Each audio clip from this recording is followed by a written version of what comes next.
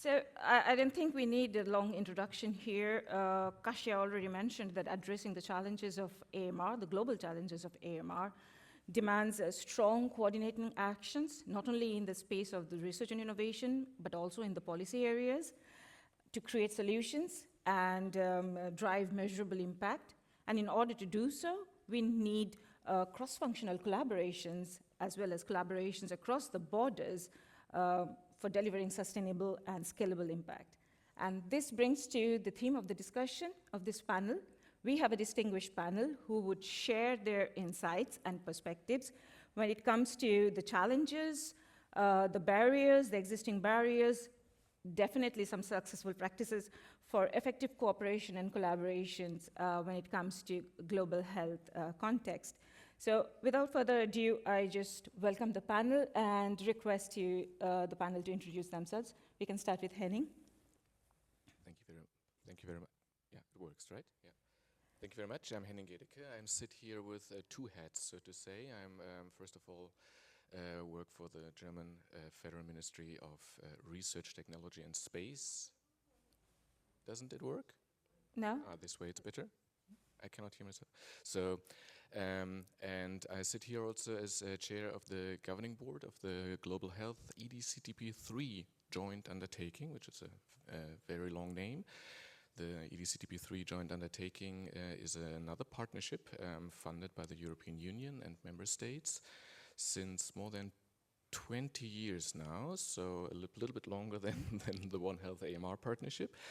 And it has only two partners, the EU, represented by the European Commission, and the EDCTP Association that represents more than 40 member states from the European Union, associated countries, but especially countries from sub-Saharan Africa that are involved in this partnership. And our mission, I have to read this because it's a long sentence, is to accelerate the development of new or improved medical interventions and health technologies to identify, treat, and prevent poverty-related and neglected tropical diseases.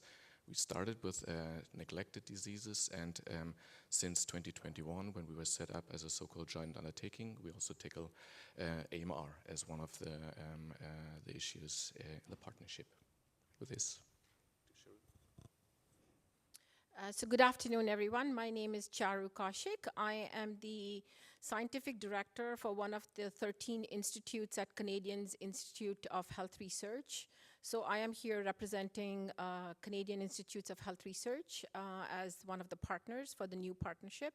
But I guess I was invited to this panel because for 3 years I served as the chair of GLOPIDAR, which is a global consortium of funders that fund pandemic research. So during the pandemic from 2020 to 2024, I served as the chair to organize the global funders in the area of pandemic research and gained a lot of insights into what it takes to put together extensive coordination activities of funders that are coming from with very different hats and from many different areas and geography and needs as well. I think I'll elaborate on that.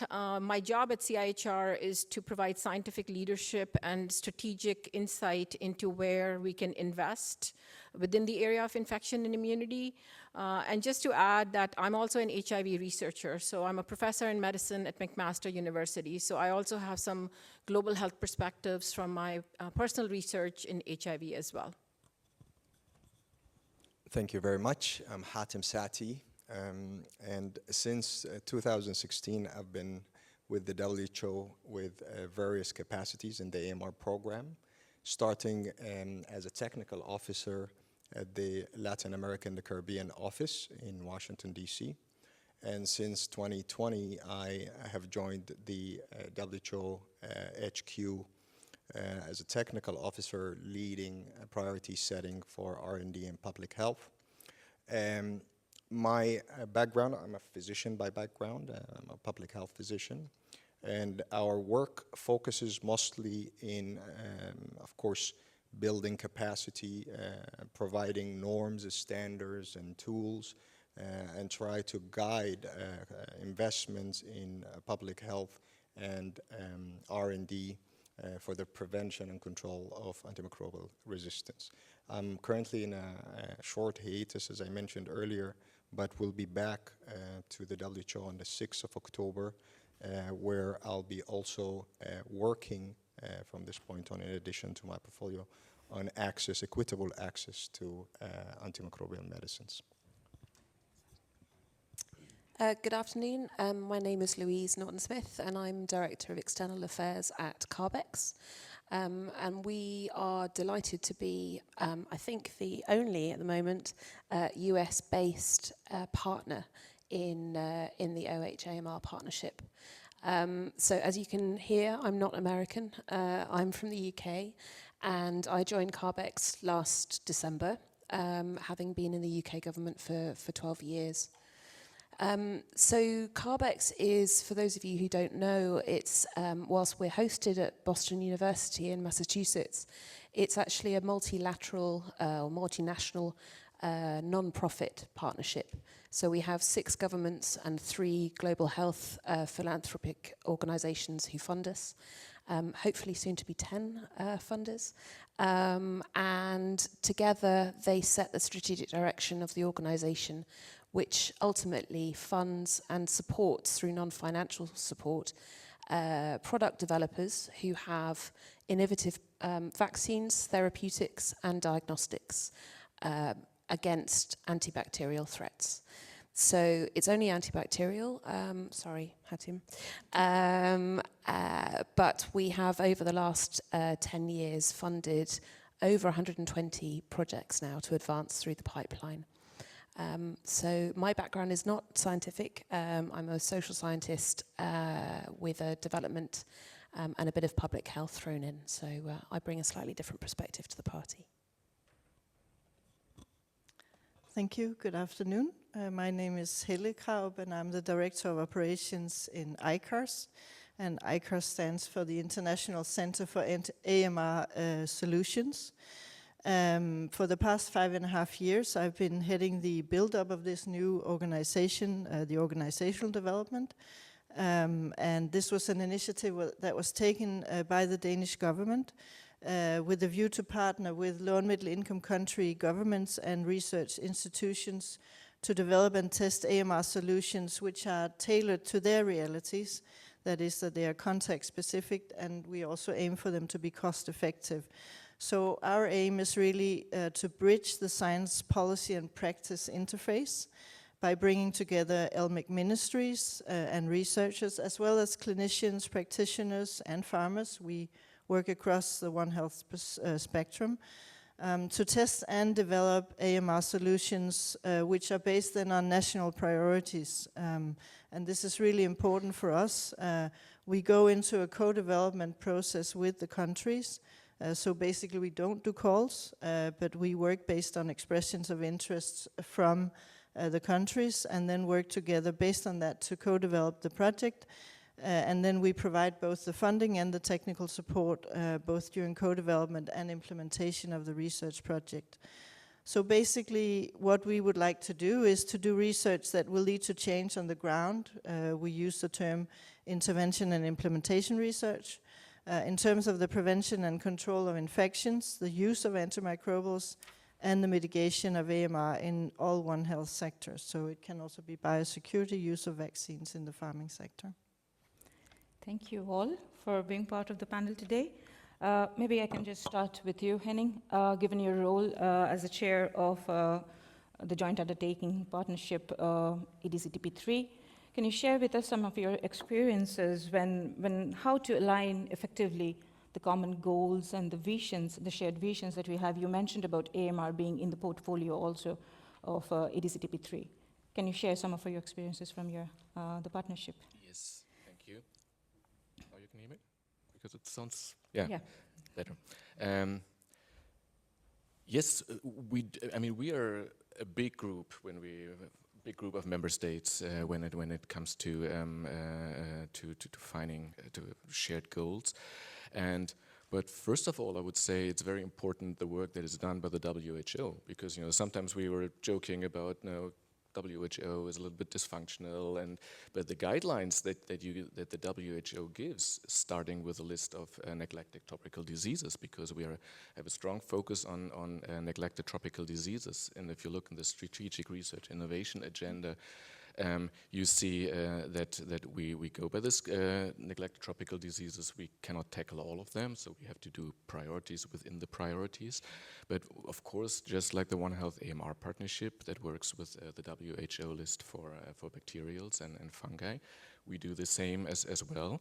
And it's this is an important factor, because in WHO, it's not an organization that's somewhere in Geneva like a spaceship, but it's 192 members, or 2 are missing soon, but so 190 members soon, that came up, with this common goal. So we don't start from zero.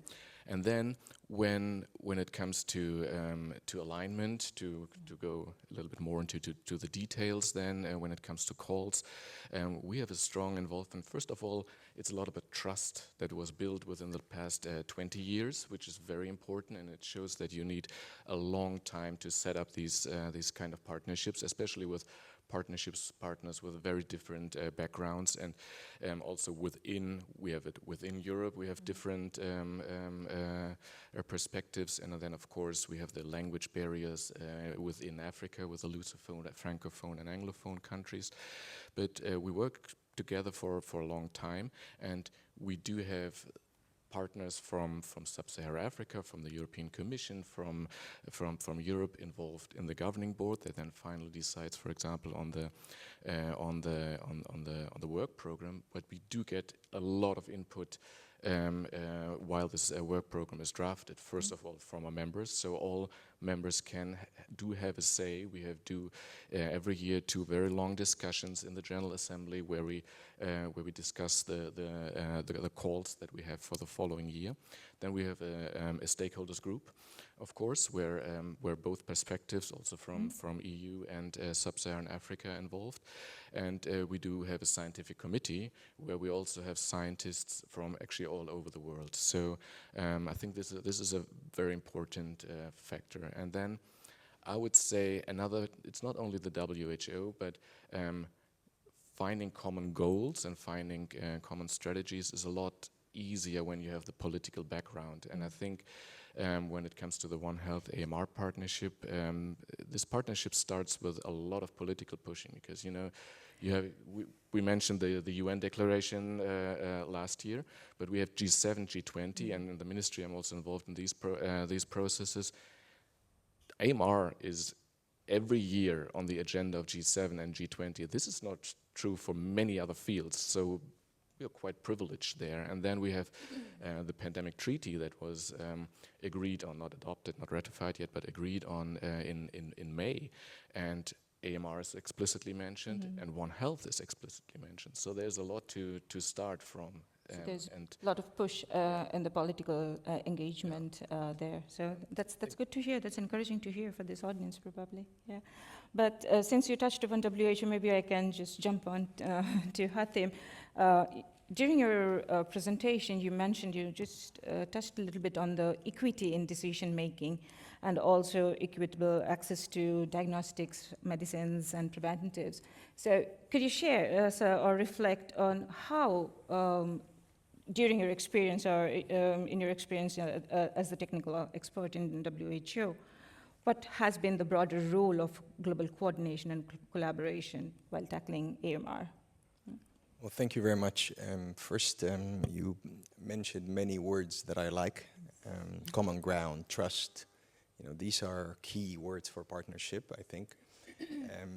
But also, as you mentioned, and I touched on equity, having seat in the table, being heard. I think we sometimes make the mistake of speaking to each other and not reaching out to the communities that are vulnerable in the places in the field, populations that are touched by these problems. And I think that is a key, is to be as inclusive as possible and to try to understand the other's point of view, barriers also. A lot of times also we kind of have this tendency of building projects and proposals that are eventually distant to shelves, you know, if you don't understand the context in the ground. So I think this is key. And then in terms of what was mentioned about the WHO, I think this is also the beauty of the diversity among these partnerships. Each of the players have a strength, and if we truly define common ground and have trust with each other, each of these unique features of each partner can be leveraged, whether it's the convening power of the WHO or public-private partnerships, funding mechanisms, or even satellite researchers who are proposing R&D early or late stage, or even capacity building activities in the country. Yeah. Thank you. Charu, I come back to you related to the global collaboration of funders you mentioned and your experience and in the GloBidR. Just share with us what you have experienced, if you have experienced the barriers for effective collaboration, and what were the challenges there? Yeah, so just to set perspective that, you know, when so I'm going to put this in the context of COVID, but again, it's really encouraging to hear what Henning had to say, what you had to say from WHO perspective, because some of what you mentioned resonates very well here, what didn't used to work and what worked. So the imperative was the COVID-19 you know, pandemic, which was required people to coordinate. But I remember going to Geneva on February 17th of 2020, where we had the global, you know, discussion from multiple countries on what was the research agenda that needed to be done. And basically the funders that were there, you know, met separately, and basically everybody said to everybody else, good luck figuring out what your country will do in this, because there was no agreement on common ground of how we could coordinate. And then over next few months, the imperative, because this was a global issue, just like AMR is, you know, there was recognition and agreement that we needed to find common ground. So in discussions, you know, some of the words that were mentioned here, building relationships, trust relationships. So what worked best was where there were already pre-existing trust relationships, which you could leverage, because when people said something, you could trust, people could trust them to sort of say, they will deliver because we worked together before. And I wrote these down because this comes up over and over. The second part was lowering the barrier for participation. You know, it's really important to understand what are the common grounds, not just come with your own agenda of, you know, we need to do this or we need this from you. And I heard that, you know, what are the bottoms up priorities and where can we find some common principles and grounds? And then the third part is lowering the barrier for participation. You know, not coming with, you have to be a funding partner, you have to have this much money, you have to do this. What is the common ground and how can we lower the barrier for participation? So during COVID, for example, you know, countries from the global south who were not able to participate with funding money, et cetera, you know, and it was clear when we did the analysis, probably 8 months into it, that majority of the funding was going to the global north, not to the global south. And, you know, everybody heard the term of, we are not past this pandemic unless the whole world is participating. It's a global problem. It's just the same. So I'm drawing parallels between AMR and COVID. Absolutely. So it was clear that work needed to be done in the global south. And you can't go to global south and say, so where is the investment in funding research? So the common ground was, what did they bring to the table?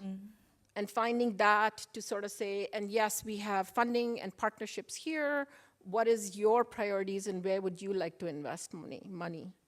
So I think that's a really key in terms of building trust relationships, being willing to hear what Yep. people are asking for and lowering the barrier for participation.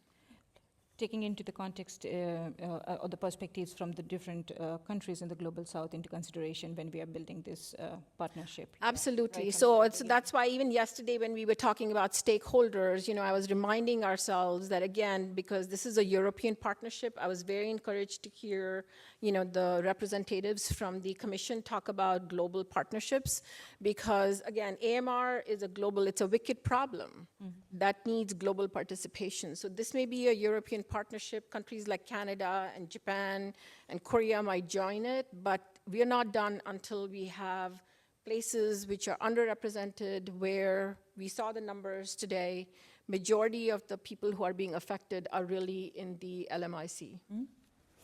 Thanks for sharing that perspective. Coming to you, Louise, we heard also from Kasia earlier in the afternoon, there is a strong emphasis now also for the engagement of the innovators.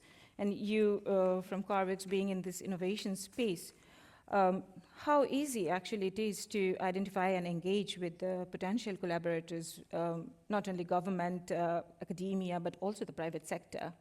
So any reflections? Yeah, so we all work in, and you mentioned it, Hatim, earlier, about working in silos, and we tend to stay in our ecosystem. We come to lovely meetings like this and catch up with colleagues and friends. But it's really about trying to break out of those silos. And I think one of the most important messages that I think I've probably got for the partnership as we kick off is around how we tailor the messages to fit the audience that we want to attract into the conversation. So in terms of the relevance to the private sector, for example, first of all, the private sector is huge. So which bit of the private sector? Is it the small and medium enterprises who are working across the European or the European Union or wider than that? Or is it the big pharmaceutical companies that are still in the AMR space? So really trying to pin it down and work out what out of the work packages activities, what is relevant to them, and how do we effectively sell their role, what we want them to do, and bring them in that way. And I would say the same for the wider academic community that might not necessarily be immediate participants in the grant calls. So thinking about the sorts of departments that might not traditionally apply to broaden that base. So whether it's the social scientists or whether it's, we had a really interesting training program in the UK where we ended up having architects involved in transdisciplinary calls. And the perspective that they brought from the built environment on how we address AMR, both in hospitals and in home settings. So I think it's about also being creative and challenging ourselves to think beyond the kind of the usual suspects, I guess. And that also stretches to patient groups. I think, we always lament the idea that we don't have a face of AMR, but there are so many patient groups who represent the types of illness that really disproportionately affected by drug-resistant infections. I mean, the cystic fibrosis community, the cancer community now with the amazing work that UICC has been doing. So I think really thinking outside of that box and using the networks, because our networks are not just AMR. Our professional networks might be, but our personal networks might be wider. And there's always, the conversations that I've had with people who have nothing to do with AMR, but who are interested when you actually have that conversation and who show curiosity. I think it's really on us. We have the responsibility to be the spokespeople for the community. So yeah, that's how I would suggest it's really on us, I think, the responsibility. And that comes with tailoring the message so that we think that we can attract different voices to the room. To reach out to the wider community, Exactly. You mean to say, yeah. Just to highlight here that we are looking forward our work within the realm of the partnership along with the European Patients Forum, who are also a part of the partners in here, So we hope we will be extending work in that space as well. But yeah, now to Helle. We mentioned about sustainable impact, and we also have been talking about global collaborations. Do you really see how only global collaboration will actually be able to drive the change? Or, like you mentioned, what ICARS' mission has been, it has been also tackling the problems at the grassroots, right? So how do you drive such grassroots impact and then scaling of solutions or community solutions to create a long-term impact? Thank you. I think important words have already been said here. The word trust, evidently, equal partnerships, common priorities, and lowering the barrier for participation. I think those were all really important and very clear points. I would like to add to that local ownership, which is really why in our work it's so important to focus on the national priorities, engaging directly also with the policy level to ensure that once the solutions are developed, that in fact there is a willingness to take them up. Also recognizing, of course, that we cannot look behind the private sector and civil society, as already as mentioned. We work also in the One Health, across the One Health spectrum. So if you are working in farms, well, that is basically civil society, right? And private sector. So I think in terms of lowering the barrier that was mentioned here, it's also important to work on strengthening the research capacity.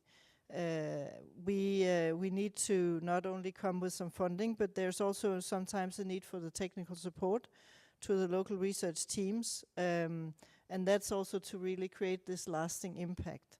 And then I think it's been said many times, but getting beyond this siloed approach, in fact, we ought to get to the point where AMR is a natural priorities in areas like cancer treatment, IPC WASH, that it is actually mainstreamed. And I know that it's almost been said so many times now that it sounds like a given, but that is actually what we need, I believe, to get to a sort of true sustainability. Now, in terms of the concrete research projects, in fact, we are right now together with research teams in Nigeria and Ghana.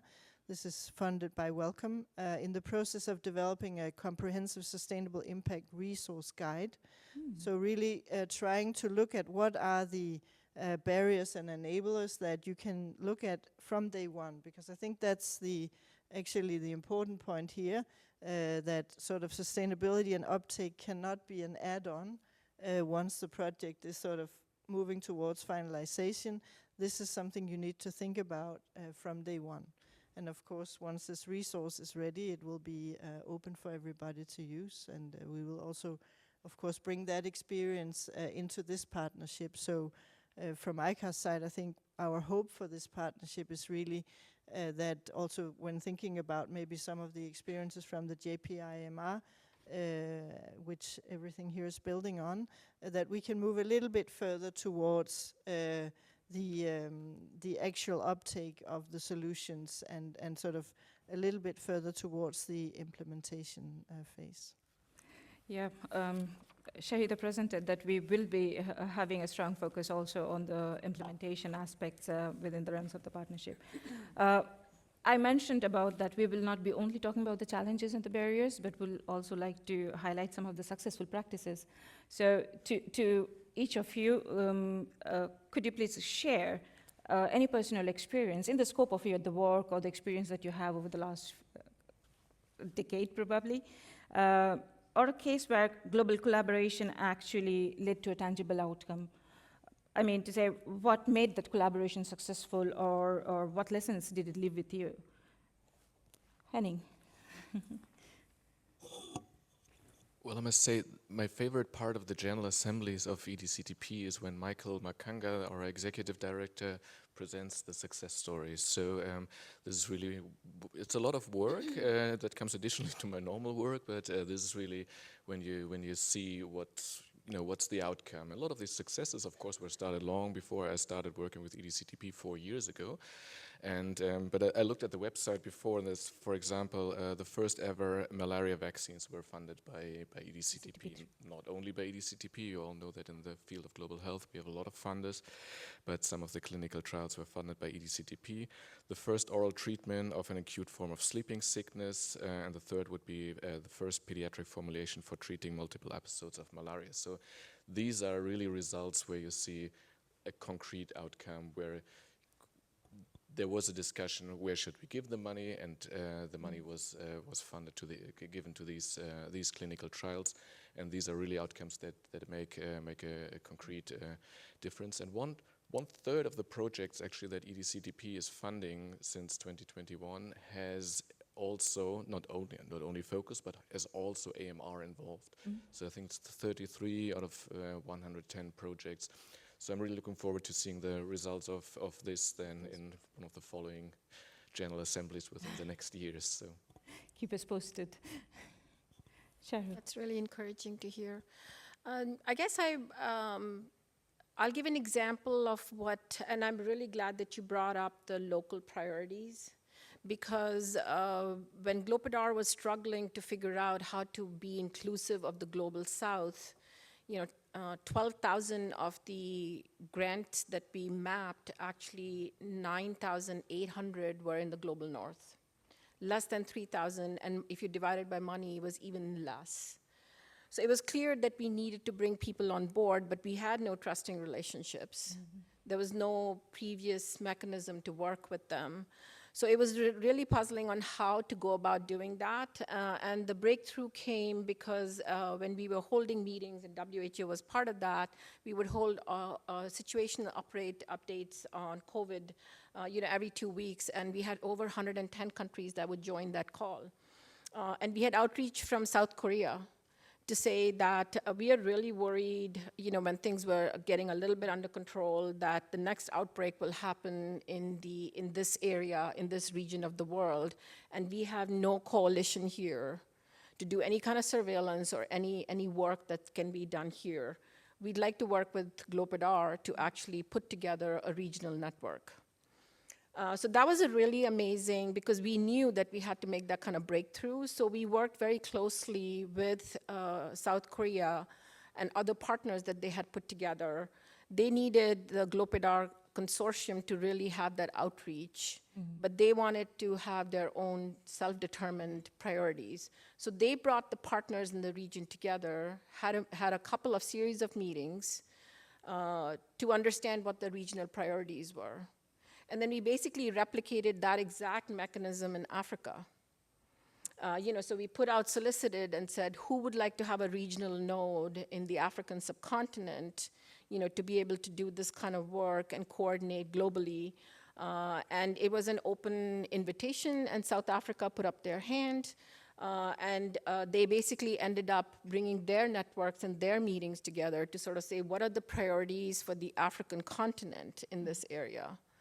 And then the third partnership was going to be in South America, and Brazil put up their hand to say, we would like to do this.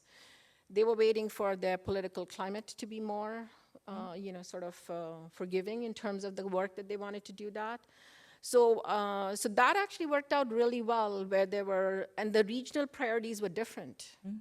In different areas. So it's really important to hear ground up what their priorities are, and then there's so much investment in that because this is being done regionally. So I really like that example, because it was literally hundreds of hours of phone calls and being on the phone and talking to people and encouraging them. But the result was really, really successful. And to me, the key success was that when I left as the chair of Glopidar from Canada, South Africa has taken up the chair of Glopidar. So they are coordinating internationally, what the pandemic preparedness should look like. That's excellent. Yeah, that was really beautiful. Yes. Now, if I have to think of, and there are many examples, when I think I'm privileged because when we work in the WHO, we have also access to a lot of partners and fantastic collaborators. But I had the privilege of working on the first WHO fungal priority pathogens list. And the development of the list itself involved so many partners and so many experts. Almost all the societies across the world, regional, national societies participated, local partners, and scientists volunteering their time in appraisal of evidence to inform the process, the decision analyses, and informing the criteria also of the ranking of the pathogens. And when it's all said and done, there was 600 people involved in this project. And it was truly a collective, and what that has created is an automatic endorsement of the piece before even it was published, because it created this ownership of the product. And it's reflected even in the list. The list has globally distributed pathogens that are relevant to a lot of places, but also endemic pathogens, coccidiomycosis, endemic to North America and Central America, paracocci, endemic mostly to Brazil, Telleromyces is a problem of Thailand and some places in Vietnam, but and even rare molds like Lemmentospora prolificans found a place. And so as a result, the collective, which was our main readership, our main target audience, the researchers, the investors, had this list that is really balanced, and therefore investment could be informed truly based on a global approach. In the back end as well, there was something beautiful that happened, because this project started with generous funding from the government of Germany, the government of Austria, and the government of the United States.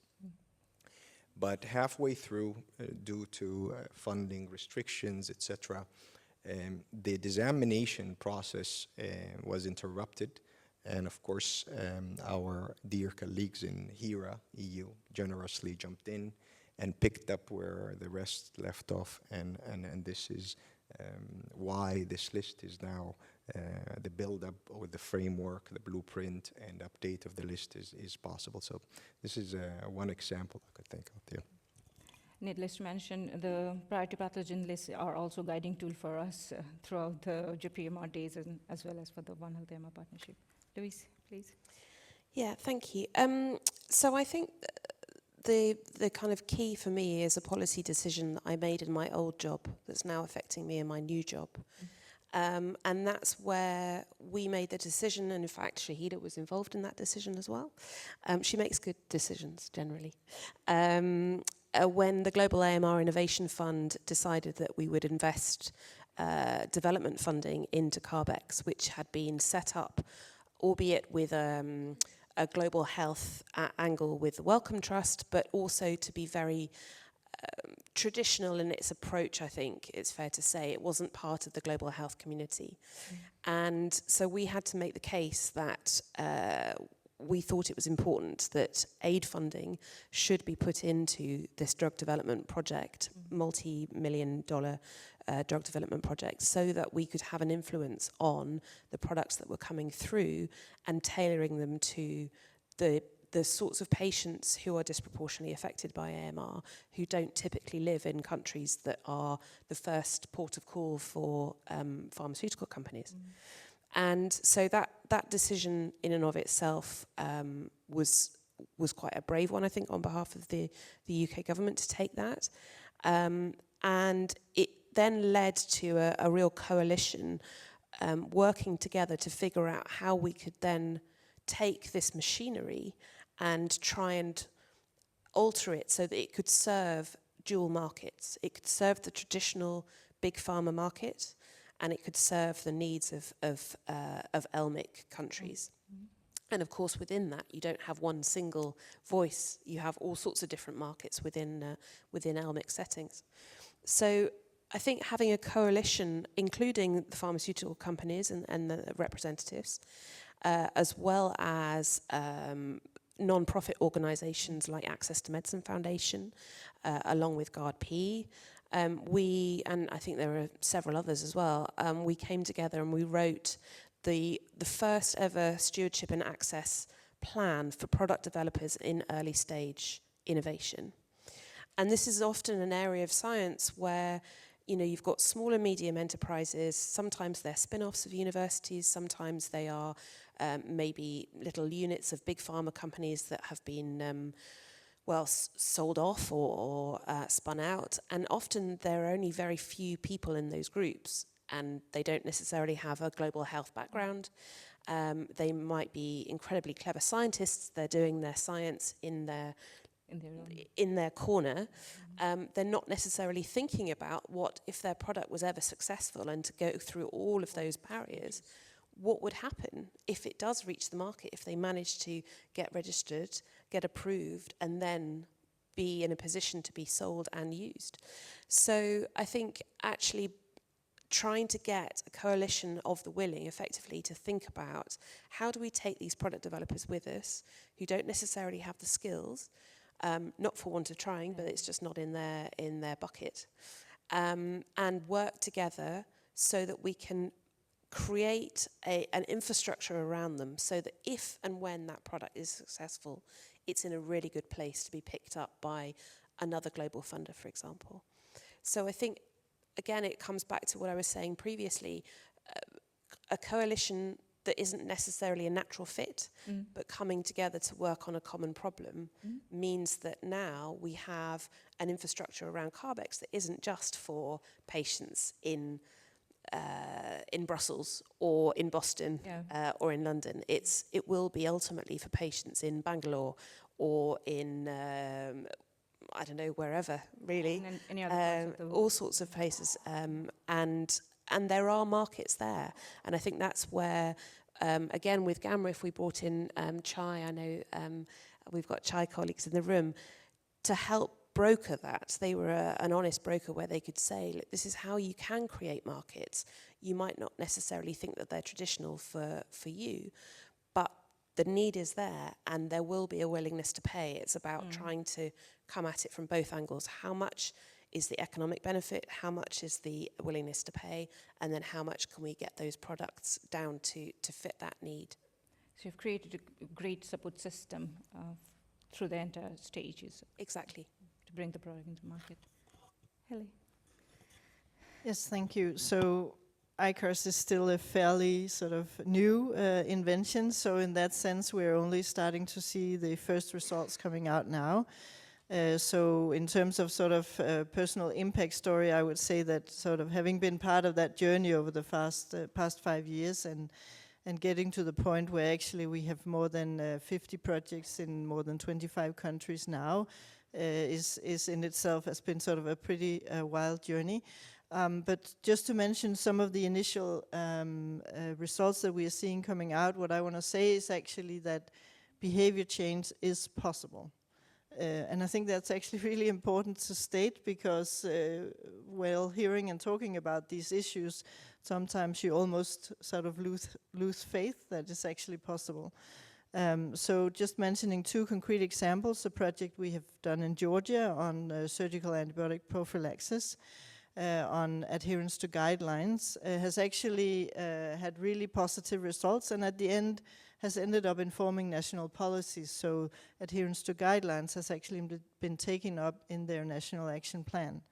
Another example in the veterinary sector, production of pork in Colombia, where the use of improved provision of colostrum and vaccination actually led to a decrease in the use of antibiotic feed by more than 90%. And that was together with a better health for the animals as well as a weight gain. So it is possible. And I think that's very important to say at the start of a new partnership like this one.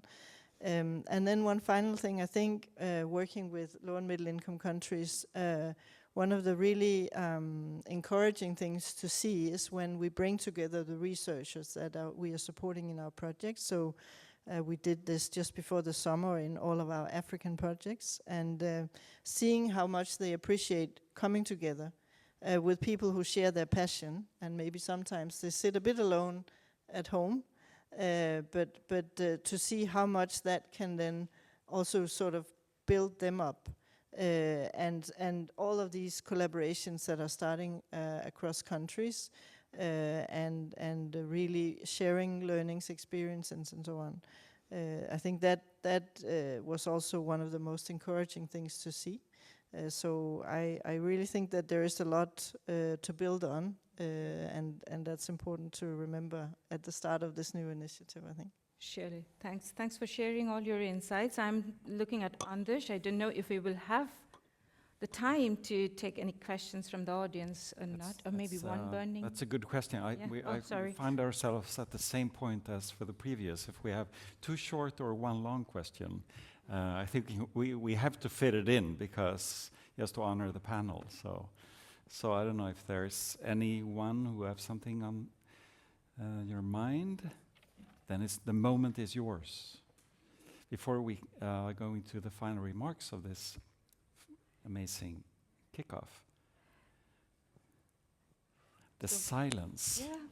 The silence. So the take-home message for me, or what I heard from you, if there's no single solution and there's no single recipe, so the words that I picked up are building relationship, building trust to strengthen the relationship, lowering the barriers for participation, coming down to common principles and grounds to collaborate further, being heard, like you have mentioned, Hatim, also having the seat in the process of the decision making, and like you mentioned, Louise, reaching out to the audience and tailor-made the messages so that it's communicable and understandable for each other. So I think that sums up. And with that, we join hands to applaud the panel for such an enriching discussion. Exactly.